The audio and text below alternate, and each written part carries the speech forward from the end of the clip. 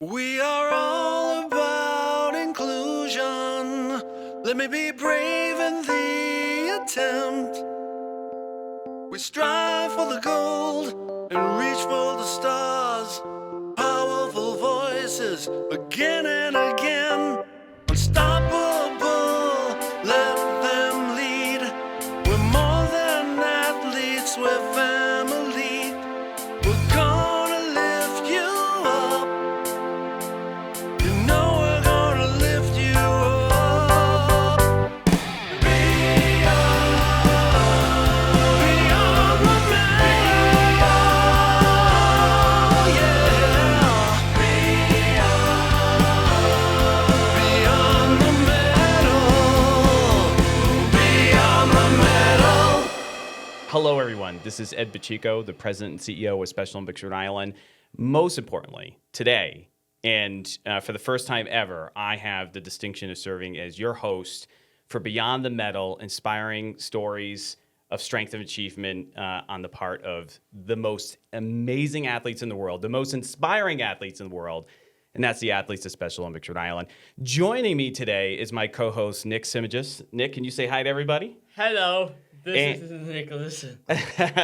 Nick and I have known each other for a few years now. He's recently a graduate of our Athlete Leadership University and has been involved in the Cranston Cyclones. He is quite the football player, by the way. Yes. And is involved in a whole litany of different things. Nick, so glad to be doing this with you today. Tell me, how's it feel to be the co-host for the inaugural edition of this podcast? Man, it's incredible. I just wanted to do this for so long. 2 years ago, you came up to me and said, Ed, is there any way I could be a sports broadcaster? And we talked about that, right? Yes. And so here we are. We're getting ready to kick off your career. Yes. Yeah. Yes. Super exciting. And of course, joining us, we had a small scheduling snafu.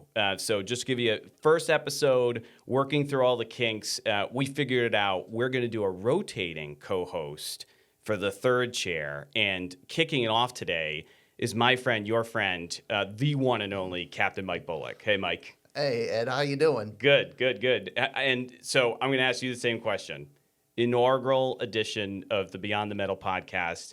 How's it feel to be sitting in this chair? Oh, this is awesome. I mean, the inaugural episode. I mean, it's historic. We've never done something like this before, and for us to take part in this very first episode, especially the three of us and the rotating number of co-hosts that are going to be part of it, I'm just very excited. Yeah. Well, I could tell you from some of the initial dry runs that we did for this podcast, you guys are up to the task and going to show everyone what all of us here at Special Olympics Rhode Island already know is that not only are you incredible athletes, not only do you inspire us every day with your bravery out there on the court and the field, but you have awesome stories to share. You have, interests, hobbies, and all these different things that we want everybody at home to know all about. And so this is the one of many to come for your opportunity to share a little bit about that and then invite, obviously, some incredible guests to come and share in those conversations with us and really educate the listeners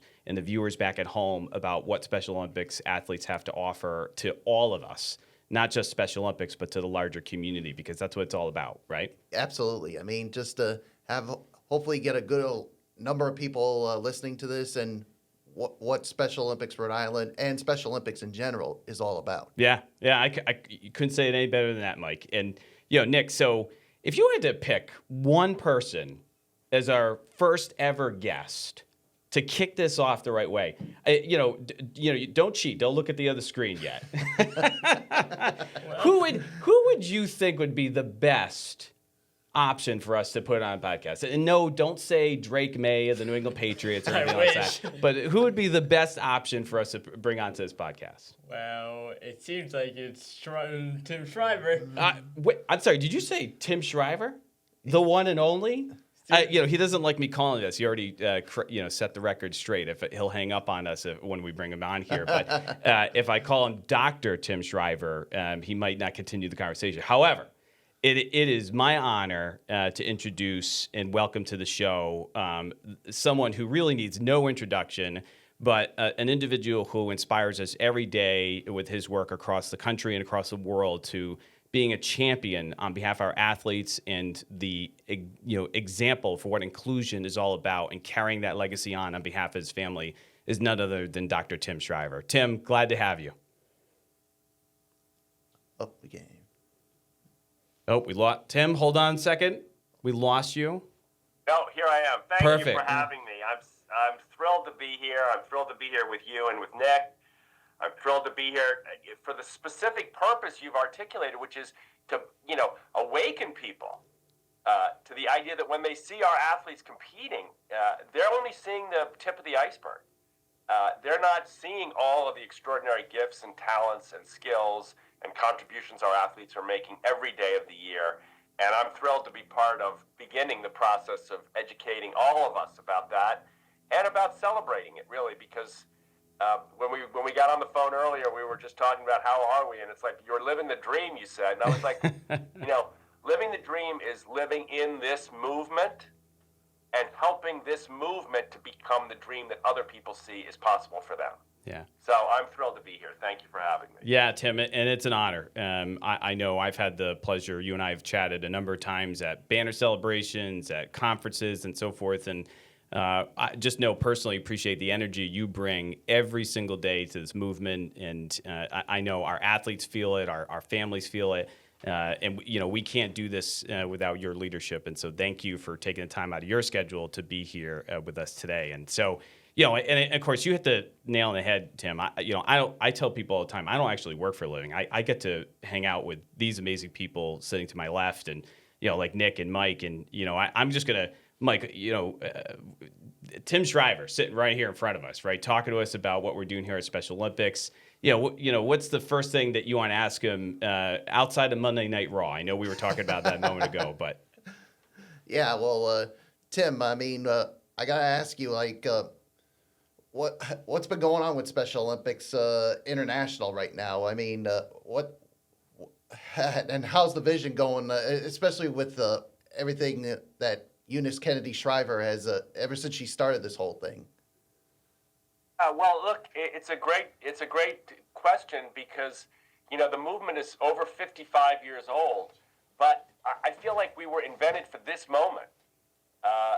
When we were started, 1968, most of the people listening to this weren't even born, but Special Olympics was a revolution in 1968. People with intellectual challenges, were not seen, were not heard, were oftentimes in institutions. We know that horrible history, and Special Olympics acted like an earthquake in the country to say, wait a second, we've got it all wrong. And as our athletes came onto the playing fields in Chicago and then in Rhode Island and Massachusetts and all the states around the United States and then to many countries, people were like shocked. Whoa! Look at that runner, look at that swimmer, look at that skier, look at that tennis player, look at that soccer player. Holy, we had it all wrong.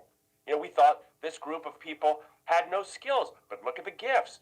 We thought this group of people had to be removed from society, but now they're contributing. Wow, it was a mind blower. But today, we got the same challenge because here we are, with so many people in our country and around the world.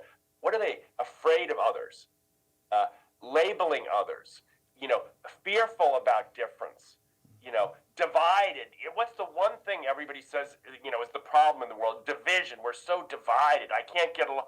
And what's the Special Olympics other than the most powerful movement for healing division the world has ever seen? So we've got this gem, and it's not just, like I like to say, it's no longer a movement just for people with intellectual challenges. It's also a movement from them.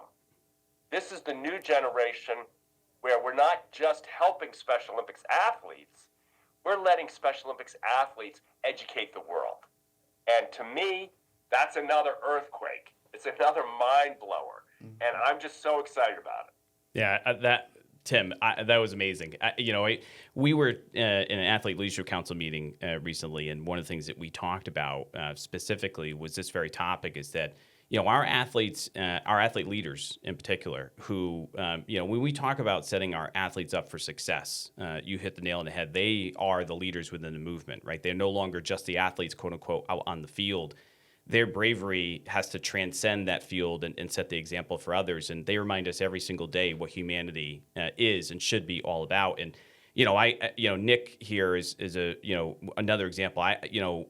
Obviously have seen Nick compete out on the football field and other sports. Yep. But Nick's out in the community, right? When I go to Dunkin' Donuts at Hoxie Four Corners, there's Nick, right, saying hello, but not just to me. He's talking to every single person in that Dunkin' franchise and knows, they all know him. He's one of the Special Olympics Rhode Island athletes. He's a superstar. But it's the stories that Nick can share, that Mike can share, that all our athletes can share, remind us that, when we walk into a room, doesn't matter what political party, doesn't matter what religion, doesn't matter what ethnicity, we all strive for better. And that 1% difference can make all the world that much better of a place to live. And Nick, for you, obviously what Tim just shared is incredible. But right here in Rhode Island, what's an example of some of the things that you see that you want to be a part of and help to make better in respect to Rhode Island or your hometown? For me specifically, it's just trying to be better in every way that we can overall. Yeah. I feel like, but also in just trying to help people with disabilities get understood a lot more. Yeah. Nick, can I ask? Oh, Nick, please, I'm Tim. just Yeah. curious. Could I ask, when you're working at Dunkin' Donuts, what's your role? What do you do? What's your role? I'm just a customer. I don't work. Yeah. He's the mayor in that Dunkin'. Oh, he's the mayor of Dunkin' Donuts. Okay, all right. I thought maybe you had a job there. No. But when you say get people with intellectual challenges understood, what do you think people need to understand about people with intellectual differences? Probably how we are overall, and And just what's the answer? How are you overall? Give me a little sense of what you think people don't see. well, people don't see this what I'm doing right now, in this case, Yeah. and until it comes out, obviously. Right. Yeah. People will see Your interests? my interest in other ideas. Yeah. Huh? No, I love that. Really. Yeah. What I was so moved by what you said is getting a little better. When you said at the beginning, what we want people to see is we all have to do better, and we have to help people understand each other. Now, you're like an expert at that, getting a little better Yes. and helping people understand each other. And what I'm hoping is this podcast will give you a chance to teach the rest of us how to do that. I want to know your secrets. Maybe not today, but sometime in the future. I'd like you to do one podcast just on Nick's secrets for getting better every day and Nick's secrets for helping people understand each other. And I bet you when you do that podcast, you prepare it, you get your ideas together and you'll prepare it and you do it, it's going to go viral all over the internet. That's what I predict. I think Tim, that's fantastic. And actually, one person who I know does that each and every year, and he's a super plunger, is none other than Michael here. We call him the captain, by the way. So, Mike, before we Mike. let you go, can you just share for 1 minute with Tim what being a super plunger as a Special Olympics round athlete is all about and what that means to you and to the larger community? Well, I mean, it's basically sending a message saying that you can accomplish anything if you put your thought and your mind into it. And that's why that 1 year, that 2017, I wanted to be the first athlete to do the 24-hour super plunge. And it was the year after, that's when I was dubbed the captain of the team. So I've enjoyed doing it every year. I know some people will call me crazy for plunging into the water for 24 I'll hours. be one of them. I figure you would be one of them, Tim. I would call you crazy. But I want to ask you, Mike. So you say when you put your mind to it, you can do anything. Yeah, exactly. But a lot of people are discouraged and they don't think they can do anything. What's your advice to them? Look, if you could basically just do it. If you just believe in yourself. If you believe in yourself, you know that you can do it. Yeah. And would you say you're a person who believes in yourself? Absolutely, I do. And who's helped you get that strength of conviction about yourself? Is there a person who's helped you see that you're worth believing in? Well, I'm sure there's one person that you would probably know that has helped me. I'm listening. I thought you would probably know the name, Mary Ellen Powers, if I might say so. Of course, beautiful. The Yeah. better Tell half. tell our listeners a little bit about Mary Ellen. Well, obviously she's now the athlete leadership specialist over at Special Olympics Rhode Island, and she helped get the ball rolling with the Athlete Leadership University. As a matter of fact, I was the first graduate of the university in 2024, and it helps not just me but other athletes become better leaders. What's one lesson Mary Ellen taught you? One thing she's taught you. Well, Wait. So I got one really quick. Yeah. He is now a New Kids on the Block fan because of Mary Ellen. Okay. yeah, the cat's out of the bag now. Okay. Well, thank you, Mike, and we're gonna say goodbye for now. We're gonna bring in our next co-host, but certainly Tim, Mike is a perfect example of not. You said it earlier, the best. And by the way, Mary Ellen has used this line numerous times: a movement for and by athletes, which is it is the evolution of Special Olympics. And here in Rhode Island, we've been so fortunate to have an amazing cohort of athlete leadership cohort after athlete leadership cohort. When we started Athlete Leadership University, 3 years ago, it was born out of a vision by athletes, right? Mary Ellen went to Germany. She was a part of the Athlete Congress and, talked about this with her colleagues and, had a chance to bring back best practices and ideas. And the first thing she did when she got back here to Rhode Island is came to my office, and not only did she have extensive notes and talk with me about all the things that were discussed, but was just short of demanding that we have to do this for our athletes, and that passion, that devotion, that commitment to providing a platform for athletes, for individuals with intellectual disabilities. By an individual with IDD. Think about that for a second, right? That's where we are today. And now we have individuals like Nick who have graduated from that Athlete Leadership University, have been given, training and the skills in order to have a platform. And of course, we're also now joined by my other friend and co-host, Ian Shepard, who's been on the world stage and is an athlete leader in his own right. Ian, can you say hi to everybody for me? Hi, everybody, and hello, Tim. And for you. Good. I'm doing good. Wonderful to be with you. Yeah. Well, Ian, thank you for being here. Nick, you graduated from Athlete Leadership University. Yes. I'm curious, how has that changed you as an individual, not only within Special Olympics, but in everyday life? For me, I'm doing this podcast, which was one of my main goals, as I said before. So that was one of my main goals, was to be able to successfully do this sort of thing. Awesome. And how about outside of Special Olympics?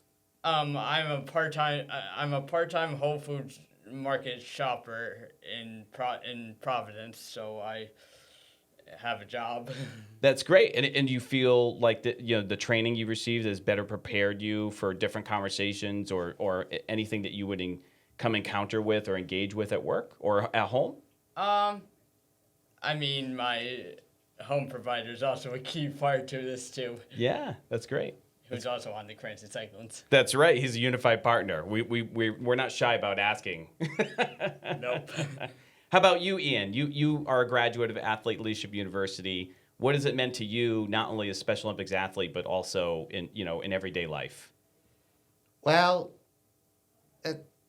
so like Nick, I'm also a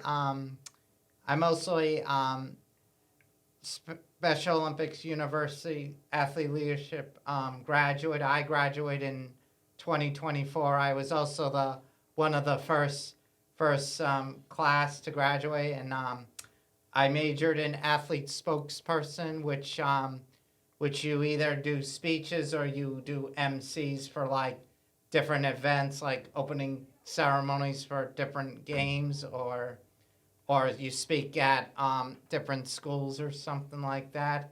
And then not only that, you can do like different roles if an opportunity comes up. You can do different roles, and then also I do this role as a podcast, and then the other thing is I also served on the Special Olympics Board of Directors from 2014 to 2019, and then outside of Special Olympics, I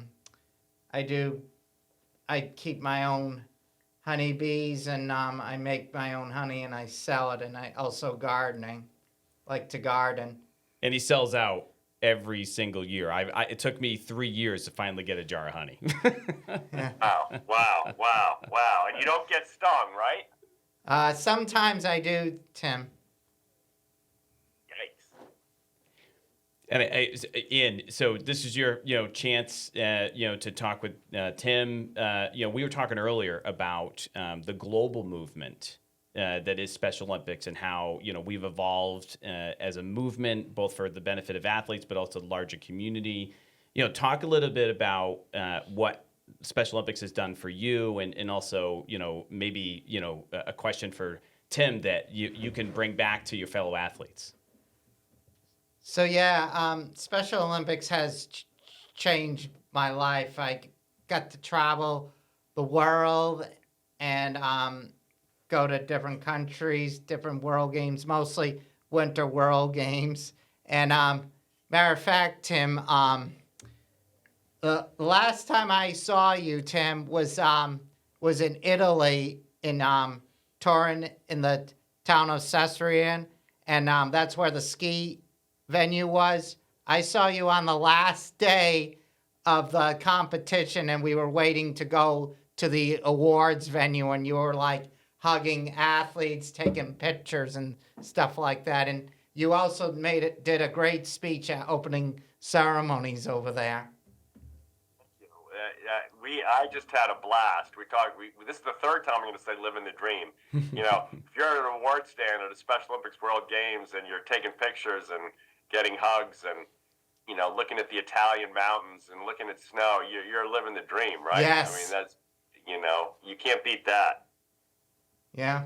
Well, and I, just for our viewers and our listeners at home, when we talk about Special Olympics here in Rhode Island, across the United States and worldwide, I just remind everybody, first off, we can't do what we do without the incredible philanthropy, the critical donations that are given to Special Olympics day in and day out to fulfill our goal and our commitment that no athlete pays to participate in Special Olympics. And so athletes like Ian and Nick not only participate here in Rhode Island, our state summer games, but, as Ian just made mention, had a chance to be a part of Team USA, right, Tim? Team USA, representing the red, white, and blue in alpine skiing, and did so at no cost to him and his family. And that's because of the generous supporters we have all throughout the state of Rhode Island and all throughout the United States, or all throughout the world that come and support us. And Tim, talk to us a little bit about some of those conversations that you have, because you're talking with global, business leaders, government leaders. How's that conversation going, and what does that look like from your perspective as to the success that we've had, but also some of the challenges that might be coming up? Yeah, well, I think it's really wonderful to remember that in this time where we get so much bad news, there's good news too. And that is that whether we talk to Republicans or Democrats, or whether we talk to Americans or Italian government leaders, there's a real hunger in the world for programming and for leadership around healing our country, healing our divisions. So when we go to the United States government, or we go to a big corporation, or we go to a government of a country like Rwanda or Italy or China even, and we say, look, Special Olympics athletes are here to help your country, invest in them, we have an open door. We get an open door. I'm going to be honest. People are really interested. Wow, how can I support that? And as you all know, most of our support over the decades has come from average people. There's someone listening to this right now who maybe made a contribution of $25, or went to supported someone who did the plunge for $50 or $100. Those are the people. Those are average people who see something good, believe it, and make a gift to it. I can't tell you how inspiring that is. And let me tell you one other interesting fact. When we've had economic trouble in the United States or other countries, people come to us and say, be careful. Your donors are going to start to tighten their purse strings. They're not going to give as much. Here's what's amazing. The last two big economic downturns, our smallest donors have given more. In times of difficulty for them, they're more generous to us. Isn't that unbelievable? That's incredible. The person who's on a fixed income, the person who's not running around, with money pouring out like some billionaire out of their car, that person looks at Nick, looks at Ann, looks at Mike, and says, I'm still going to be part of that world. I'm still not going to drop my commitment to those athletes. I'm still a person who believes that everybody deserves a chance. And when we give everybody a chance, that's what, those are the ideals I want to live for. So, we're at a moment here where the obstacles we face are really just getting the message out, which is why this podcast is so important. I hope people, this isn't a fundraising podcast, so I'm not sitting there saying, hey, pull out a QR code and give. But I am saying that if you're looking for something in your life that you can believe in, that you can trust, where there's credibility, and where there's real impact, investing in the athletes of Special Olympics in Rhode Island or anywhere else, investing in them is a darn good investment. Yeah, I couldn't say any better than myself, Tim. And I just want to say thank you to Ian for joining us for this portion of the podcast. And just to piggyback on what you just said, Tim, I don't ask people for money to donate to Special Olympics Rhode Island. I ask them to come volunteer. Nick asked them to come out and be a unified partner. Yes. They asked the coach to attend an event.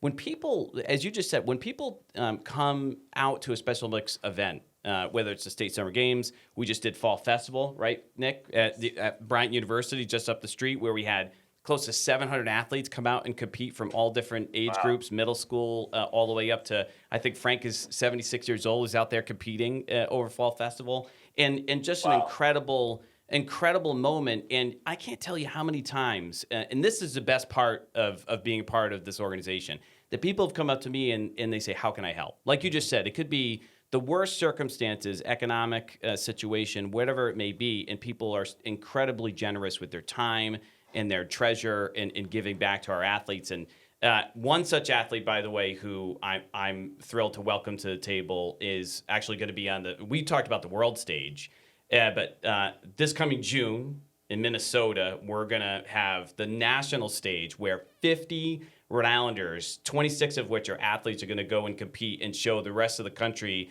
the muscle and how Rhode Islanders punch above the belt. And one such athlete is Sarah Labreche, who's joining us now. Sarah, welcome to the table. Thanks for having me, Ed. Hey, Sarah. How are you? Welcome. Hi. Thank you. Sarah's on our board of directors, by the way, Tim, and she also is involved in a number of different she's sports. your boss. She is one of my bosses, yeah. Yeah, by the way, even if she wasn't on the board, she'd still be my boss. But Sarah, so, tell Tim a little bit about your background, and I'm sure you have a question for him, but, why don't you share a little bit about what you're involved with here at Special Olympics and outside of Special Olympics? Sure. So, Mr. Shriver, it is such an honor to meet you. So, a little bit about me. So, one of my favorite things that I enjoy doing outside of Special Olympics is I am a massive Lego fan.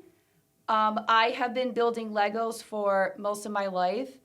And a few years ago, someone in my family gave me the Lego Titanic for my birthday, and I built it in almost 2 weeks, and it was about 9,000 pieces. Oh my Oh God. my God.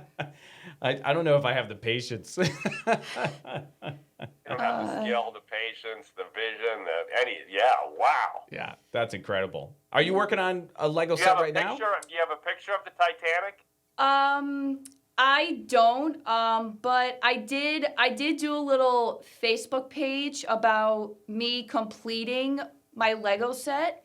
And I got so many comments from all my friends and family, and they were saying, wow, I can't believe that you got that done in 2 weeks. You have such fantastic patience when it comes down to building Legos that big. That's incredible. That's amazing. Right. So, you know, you don't learn that by going to watch Sarah compete in track and field, right? Yeah, here's an opportunity. And I know this, but Sarah, not only are you an avid fan of Legos, but you have an official role within the Lego world, right? In helping others. Yes, I do. So I am the Pass the Bricks ambassador for the whole entire state of Rhode Island. Wow. What does that mean? What does that involve, being that kind of an ambassador? So what we do is we gather Legos and we clean them, and then we put them into sets, and then we donate those sets to give those Lego sets to people who are less fortunate to buy Legos, either for themselves, or maybe they have little kids that love Legos but are unfortunate to buy them new Legos. That's great. That's fantastic, especially going to the holiday season. That's incredible. Yes, absolutely. Beautiful. Yeah, and so Tim, you know, for again, you know, as you know, this is our first podcast. So for and Nick obviously has talked about being a sports broadcaster. This is Sarah's first time on a podcast. She asked the question: is it live or recorded? And we made sure to emphasize it was recorded. Yeah. But what advice do you have for Nick and Sarah and the other athletes? So you have your own podcast. You've been on other podcasts. What's some advice you have for the athletes as they embark upon this new journey? Yeah, I think the most important thing when you're communicating about our movement is to be as clear as possible about what you want people to understand. What's the value, the skill, the quality, like the perseverance we've heard about, committing to getting better, to understanding, to the capacity to persevere and believe you can believe in yourself. These are really important lessons. But when you just say the words, they're not real to people. But when I hear them from Nick or Sue, or hearing now from Sarah or Mike or Ann, then I start to think, okay, wait a minute. This is a real life version. This human being has taken that Lego set, and in 2 weeks to put 9,000 pieces, maybe I can believe in myself too. Maybe I can try. Maybe I can't do 9,000 pieces. Maybe I could do 500 the first time. But maybe if I stay at it, I could be like Sarah, and I could get to the point where I could do 9,000. Then you're telling people the quality, the message, and you're giving them the story. And those are powerful. That's a powerful combination. Every one of you has it. You have a story, you have a skill, and you have a message, right? So that's, I think, what our movement, and by the way, we're new at this as a movement. We're used to telling the story of track and field. We're used to telling the story of basketball. We're used to telling the story of swimming, which is great, by the way. Don't get me wrong. There's nothing wrong with talking about how amazing our athletes are when they compete. But this new era, we want to let the competition produce the stories and the skills and the messages for life, not just for the playing field. And that's what you're about. That's incredible. Thank you, Tim. And Sarah, thank you for joining us. It's a thrill to have you be a part of this podcast, and we're obviously going to welcome you back multiple times. And I know I speak for everybody that's listening and watching at home that you're going to bring back the gold in June, or be brave in the attempt, right? Absolutely. Awesome. Yeah, one quick question before we leave. When you've got that box, you open that box, and there's 9,000 pieces. Do you ever feel like, oh my God, this is too much? Not at all. I just Actually, I'm actually glad you mentioned that. It actually wasn't, it was one box, but the actual Titanic was actually broken up into 3 separate boxes for each section of the Titanic. So yeah, I didn't feel like 9,000 pieces was a lot, but it was. But I am very patient, so all I did was I did like at least like I would say like about a dozen bags a day, and then I would start up again the following day. Awesome. Awesome. See, that's what I mean. I've learned something today. Thank you. Yeah. Thank you, Sarah. I've That's learned awesome. a lot, actually. Yeah. Yeah. Of course.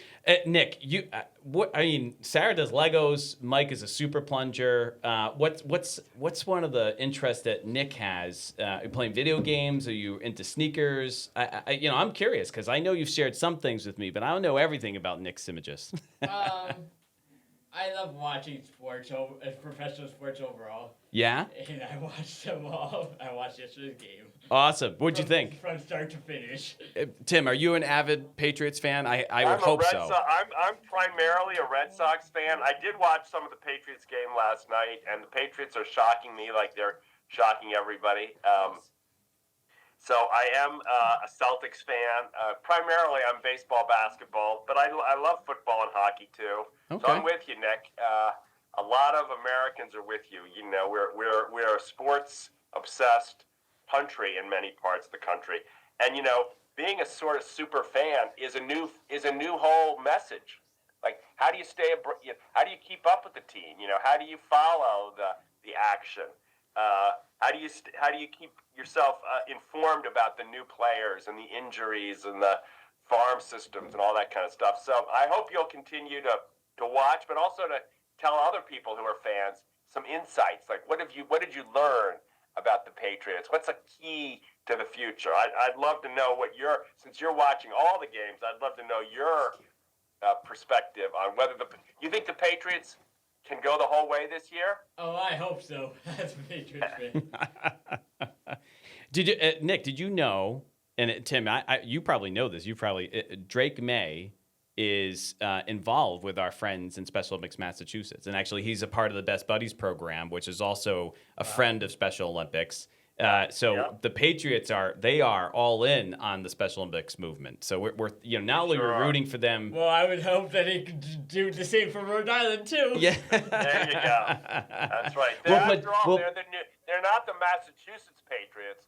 They're the New England Patriots. Oh, I like your Correct. thinking, Tim. We're gonna have to call our friends up in Mass and say, "Hey, listen, the Hey, Patriots Robert have to." Kraft, come on the show I love it. Exactly. I love it. Well, and bring a few people with you. yeah. Well, the plane is here at TF Green, right? So the team's Yeah. got to come through Rhode Island at some point, right? There you go. That's amazing. Exactly. Well, Tim, I have a surprise for you. I know I teased this a little earlier when we were talking on the phone before we kicked things off, but our last co-host for this inaugural episode is no stranger to you, and is a quick story from me.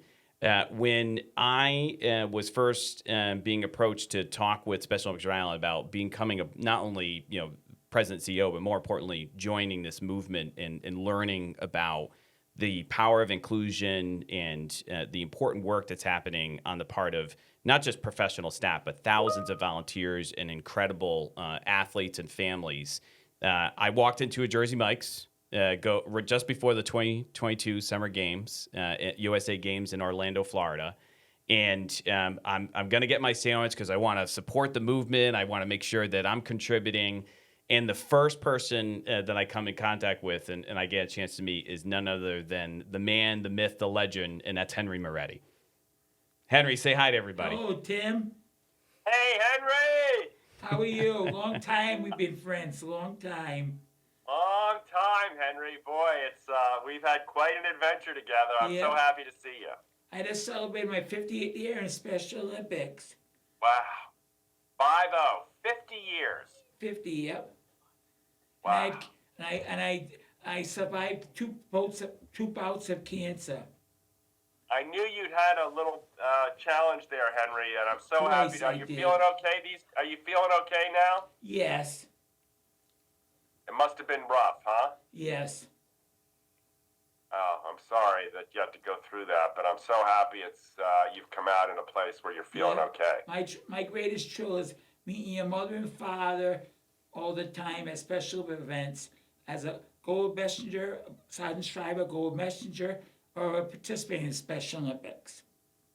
You were in our earliest of classes, and you were a trendsetter, Henry. People still talk about you because you were doing media before people even thought about athletes Yes, right. leading conversations. I came up there. I can't remember what year it was. I but remember we I did interviewed your you on the cable show. athletes.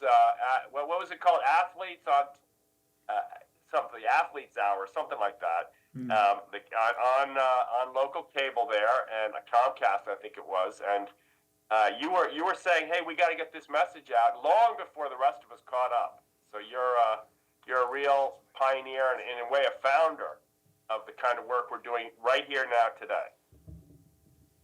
We're just going to move Henry's mic a little closer here because we want to make sure we get all of his words.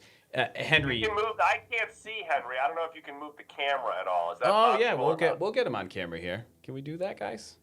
We have our technicians behind the scene. We're gonna finagle things here. I can see you and Nick, but I can't see the there. Oh, there we go. There we go. Okay. Perfect. Well, There we go. Henry, you've met not only Tim's mom and dad, but you've met some other pretty amazing people over Yes. the years. I got a chance to go to the White House 3 times and meet Bill Clinton twice and George W. Bush once at the White House, one of Sergeant Shriver Gold Messengers. And I also got to meet your mother and father at the I Am Sam movie premiere in Washington, D.C. Sean Penn. Forget about Yes, him. I guess, huh? we met Sean Penn in Yeah. Washington, D.C. Yeah. And Michelle That's Pfeiffer. right. And Michelle Pfeiffer. That was before they were writing songs about Michelle Pfeiffer. Yes. Yeah, I'll tell you, anytime that I've needed a history lesson on this movement, not just in Rhode Island, again, across the country, Henry's been one of the first people to step up. And I'll tell you, one of the memories that I treasure the most is every opportunity I get to, Henry's asked me to go to Newport Creamery. We still have to go to Five Guys or Smash Burger here. We're celebrating birthdays this month. Or the last couple of weeks, Henry just celebrated a major milestone, and 66 years old, Tim. happy Yes. birthday, by the way, Henry, again for Yeah. everybody. Yeah, by the way, you don't look a day over 50, for the record. So, Henry, you were born in 1959? Yes. Me too, baby. What a great year. Yeah. And Henry, so you talked about your health battles, but listen, you're back at it. What sports are you doing now? Right now, I do bowling. My sister helps me in bowling. I do bowling, Tim, and I do walking around the track in Warwick Vets track, walking around the track. Good. Race walking a little bit? Yeah, my walker, I go 4 times around the track, which is 1 mile. Nice. How many times a week do you do that? When it gets warmer, wetter, I do that in the spring. Oh, in the spring, I see. Yes. But you can put your coat and hat on and do it right now, Henry. Yes. That doesn't sound like that's going to happen. Yeah. By the way, Tim, he's the mayor in Cranston. I'll tell you, every time I meet up with Henry and he's around Cranston, I just sit there in awe of all the folks that come up to him and say hello. And during the week, I go to Senior Center twice, Cranston Senior Center, and I go to the pool twice a week, Tim.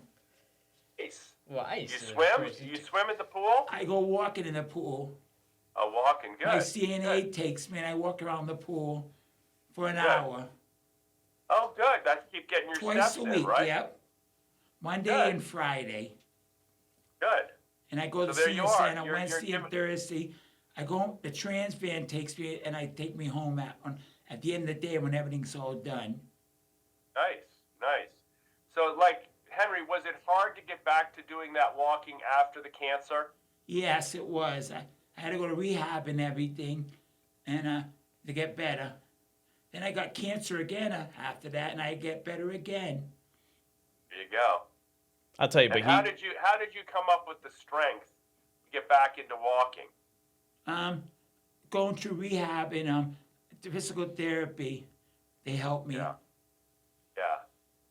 But you let them help you, right? You Yes. followed through. Yeah. Yes, I That's a big did. one. 'Cause I know a lot of my friends who've had that similar challenges. Sometimes they don't want to go to rehab, but they don't No, want I to. did. You did. Yeah, I'll tell you, Tim, one thing that Henry is not only representative of as an athlete, but his family is how close they are to support one another, not My only family and I do a lot of stuff together, Tim. Yeah, I'll tell you, his brother, his sisters, they reach out all the time. Even when Henry was in the hospital, they were reaching out to us and wanted to know what's going on in Special Olympics, and we were, obviously asking about Henry, and it was all about getting him back to the playing field. And obviously you're doing bowling and walking now, Yeah. but I'll tell you, when you think about the challenges that we come across in everyday life, and then you hear, Henry's story, right? It sets the example for all of us, right? That we can do It's better. amazing. Yeah. That we can do better. Yeah. And so thank you, Henry, for setting that you, example for us. That's unbelievable. I think Special Olympics for Ireland for everything I have I do in Special Olympics in the Trudeau Center in Warwick, which I participate in. That's my team. Beautiful. Awesome. In Warwick, where you're the mayor. Yeah, that's right. I've been a Trudeau Tiger for 50 years. Wow. Yeah, Coach. Henry, it's really wonderful to see you, and You I thank too. you for your contributions. And I remember those White House dinners, and I think you Yeah. left out Muhammad Ali. I think you were there, Yes, maybe. Muhammad Ali. Yeah, so some of the greatest, most famous people in the world got a chance to meet one of the greatest athletes in the world, which is you. Thank you very much.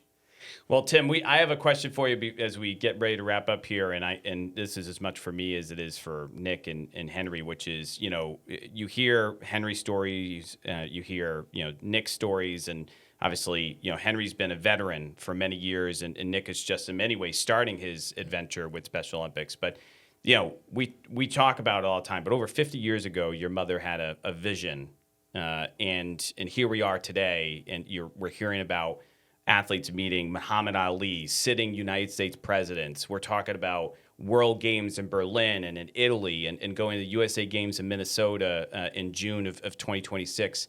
What is that? What do you carry with you every single day? The message that your mother instilled in you and your family, and what does it mean to you to see all these things happening as someone who grew up in the movement and now is a leader within the movement, and where we are today?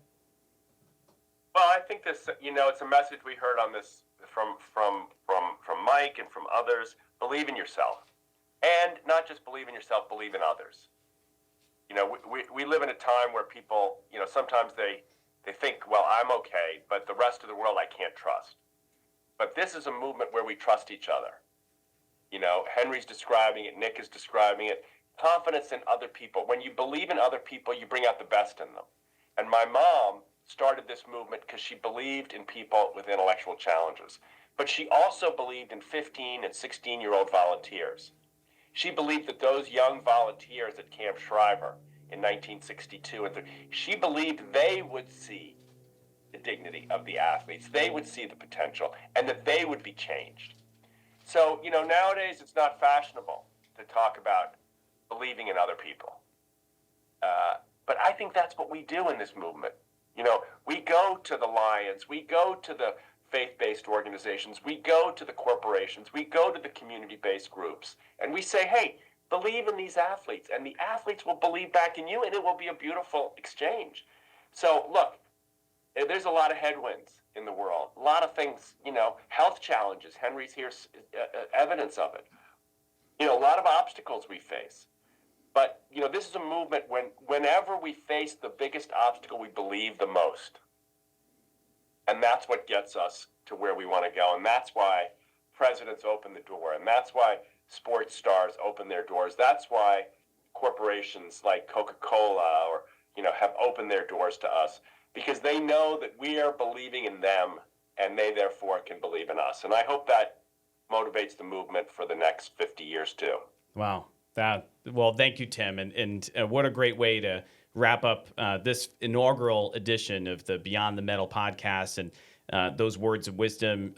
Before we say goodbye, Nick, any parting words? Again, this is the one of You know many. what Nick's gonna say? Nick's gonna say, believe in the Patriots. Yeah, right? there you go. Oh, New England sports. There you go. What's your prediction? What's the record?